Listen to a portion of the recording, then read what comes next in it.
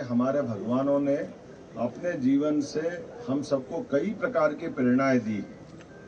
ऐसे इन प्रेरणाओं की तुलना करें तो हम अपने जीवन में बड़ी से बड़ी चुनौती, बड़ी से बड़ी कठिनाई से बाहर निकल जाएंगे। कभी कभी हम कृष्ण कन्हैया की तरफ भी देखें कि भगवान कृष्ण कन्हैया ने अपने घर में वो कहाँ पैदा हुए मालूम नहीं, वो वाकई का जीवन भी उनको तो मालूम नहीं। पूतना आ रही है तो वो पूतना को मार देते हैं, भकासुर, धेनासुर, जो भी होता है। लेकिन जाने अनजाने भगवान कृष्ण के माध्यम से जो उन्होंने जब थोड़ा होश संभाला और घर से मक्खन बनकर जाते देखा तो ध्यान गया कि घर से मक्खन जा कहाँ रहा है। उसके पहले वो उनको मारने आ रहा तो यशोदा मैया बकासुर को मार दे, धेनासुर को मार दे। पूतना के टाइम तो होश नहीं था, दूध पीते ही बच्चे थे, तो पूछते नहीं माँ कौन आए कि मैया कौन मार रहा है, कौन दुश्मन है, बोले तू मत बाहर जाए कर, ये कंस तेरा दुश्मन है। तो भगवान कृष्ण के दिमाग में बालपन में मन में आ गया कंस कोई मेरा दुश्मन है जो मेरे को मारना चाहता है। अब वो माखन बन के रोज मटकी भर भर के जा रहा है कंस की सेना के लिए, नागरिकों महाकंस के राजमहल के लिए। तो बोले मक्खन कहाँ जा रहा है, कंस के जा रहा है। अब बच्चे के मन में दुविधा हो जाती कि हमारा माखन कंस के वहाँ जा रहा है, वो तो दुश्मन है अपना, क्यों पहुँचा रहे हैं। तो नंद बाबा समझदार है, यशोदा मैया की बेटा तेरे को मालूम नहीं है वो राजा है, उसको कुछ भी नहीं कह सकते, उस वहाँ तो पहुँचाना ही पड़ेगा, नहीं तो हमको उनके सैनिक भेज देंगे, वो परेशानी कर देंगे। तो भगवान कृष्ण कहते हैं आप डरो, मैं तो नहीं डरता।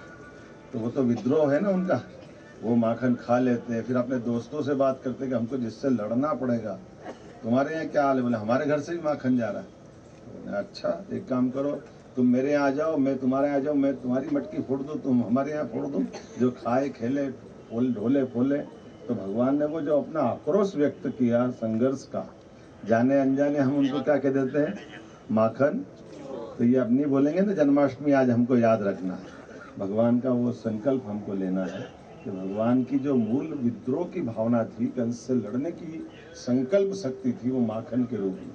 जैसे सत्याग्रह होता है, भूख हड़ताल होती है, तो इससे हमारा संकल्प दिखता है कि हाँ हम उसके खिलाफ हैं, अपने आप पे नियंत्रण रखें। तो वो खा करके उस तरह से विद्रोह कर रहे हैं, वो संकल्प ले रहे हैं।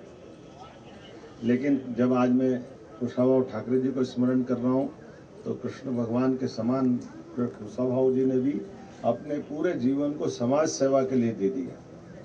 रहने वाले तो धार के थे, लेकिन पहले राष्ट्रीय स्वयंसेवक संघ के स्वयंसेवक बन करके, बाद में प्रचारक बन करके उज्जैन और ऐसे कई जिलों में उनने अपना काम किया। और उसके बाद जब वो जनसंघ के माध्यम से भाजपा में आए, तब से ऐसे कई कार्यकर्ताओं को खड़े करना, कई प्रकार के लोगों की चिंता करना और स्वयं को निर्लिप्त भाव से सबसे दूर रह करके। ठाकरे जी के जीवन के इतने सारे पक्ष हैं, कभी टिकट का मामला हो, कभी संगठन का मामला हो, कि अलग अलग प्रकार के धड़े के लोग, लेकिन ठाकरे जी आके बैठ जाए तो सब ठाकरे जी की बात मान लेते। ये ठाकरे जी की काम करने की शैली भी थी और उस नाते से अधिकार से बात भी कर देते। कई लोगों को उनने जीवन में उनके उन निर्णयों के आधार पर बड़ी से बड़ी ऊंचाई पे भी पहुंचाया, और कई को पहुंचाने से अगर वंचित रहेगा तो उसके आंसू पोंछने के काम भी वही करते हैं। इस तरह से जो हमारे पार्टी के अंदर प्रचारकों की जो भूमिका होती है, हम कई बार उसको इस मामले में देख लें कि हमने भगवान को तो नहीं देखा, लेकिन सच्चे अर्थों में ये अपने आप को पीछे रख करके हम सबको आगे बढ़ाते हुए, तो ये भगवान की वैसी भूमिका तो है ही। तो हमारे लिए तो आज जन्माष्टमी के अवसर पर इस बात को और समझने की जरूरत है। अब कभी हम इसको इस रूप में भी देखें कि हम में से कई कार्यकर्ता बड़ी जगह पे पहुंच रहे हो, और बड़ी जगह पे पहुंच रहे हो, और बड़ी जगह पे पहुंच रहे, लेकिन हमारी बड़ी जगह पहुंचने में हमारा जितना योगदान है वो थोड़ा है। हमारे जैसे कई कार्यकर्ताओं के लिए प्रचारकों की कई पीढ़ी खत्म हो जाती है। कितने प्रकार से वो साल संभाल करते करते लाते रहते हैं दूर से, और अपने आप को वो आपकी प्रगति में खुश होते हैं कि आप आगे बढ़ो, अच्छा करो और अच्छा करो, और ऐसे में हम और अच्छे से अच्छा करते जाएं। तो ऐसी कई पीढ़ियां खपी, तब तो कोई अटल बिहारी वाजपेयी जी प्रधानमंत्री बने, कल को इस प्रकार से जैसे ही प्रधानमंत्री माननीय नरेंद्र मोदी जी मिले, जो सबकी आशा आकांक्षाओं के आधार पर आज देश में दुनिया के अंदर भारत का मान सम्मान बढ़ा रहे हैं। क्योंकि अपनी सारी भाजपा हो, राष्ट्रीय स्वयंसेवक संघ हो, लगभग 100 साल की उनकी यात्रा है।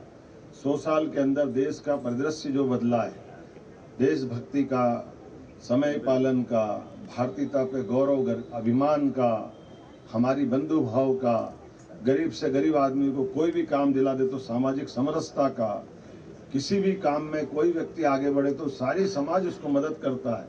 अब ये बातें कितनी बोलने के लिए सरल है, लेकिन आप बताओ अगर मदद नहीं होती तो मोदी जी वहाँ कैसे होते और अपन सब कहाँ होते।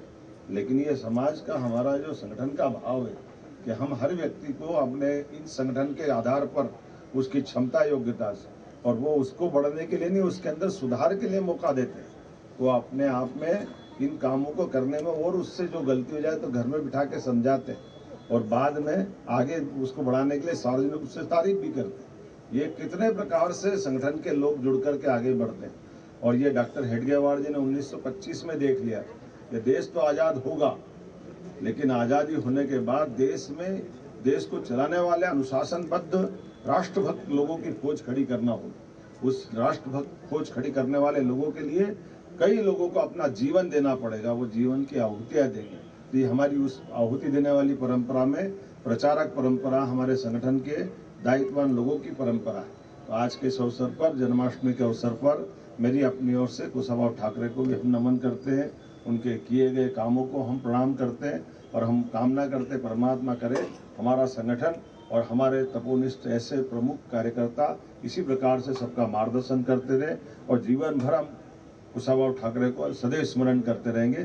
कुशाभाऊ निमित्त होकर ऐसे सारे प्रचारकों को भी याद करेंगे जिनके कारण से हम अपने इस संगठन विचार के परिवार को कहां से कहां देखते जा रहे हैं। मेरी अपनी ओर से पुनः आप सबको बधाई।